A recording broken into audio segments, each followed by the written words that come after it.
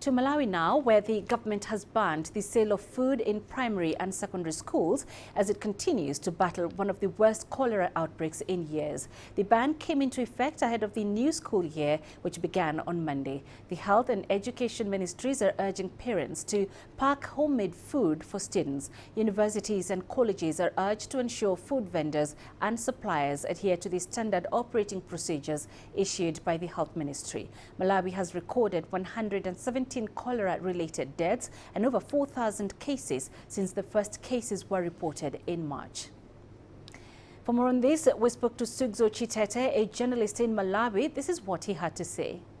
We are talking of 117 deaths that have been recorded across the country, and so far 23 districts have been affected out of 28 districts in the country. So it's quite widespread.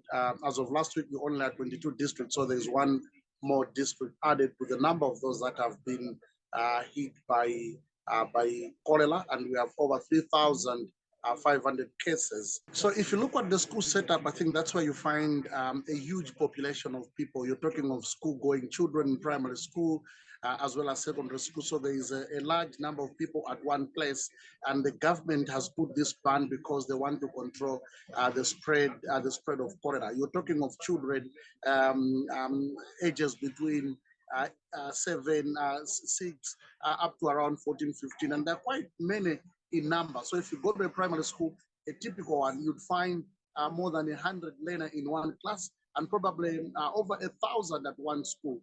So the ban is sort of a way of trying to prevent the spread of cholera, knowing that you have a large number of people gathering at one place, and these are kids, for God's sake. So as of last week, the government came up with a revised national cholera response plan, which has 6 points, and this one will require about $20 million to be implemented within 2 months.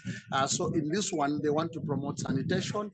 They also want to ensure that there is quality treatment and care provided to those that have already been infected by cholera, and they also want to speed up. To improve on awareness. So awareness is key. People have to know how to prevent cholera, and part of the programs that the government will be doing in the next 2 months is actually to ensure that people have information and they prevent it on their own.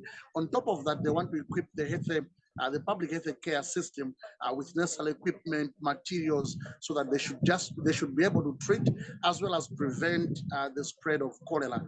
So the target is that before the rains start in 2 months' time, they should wipe out the cholera cases that Malawi is currently facing.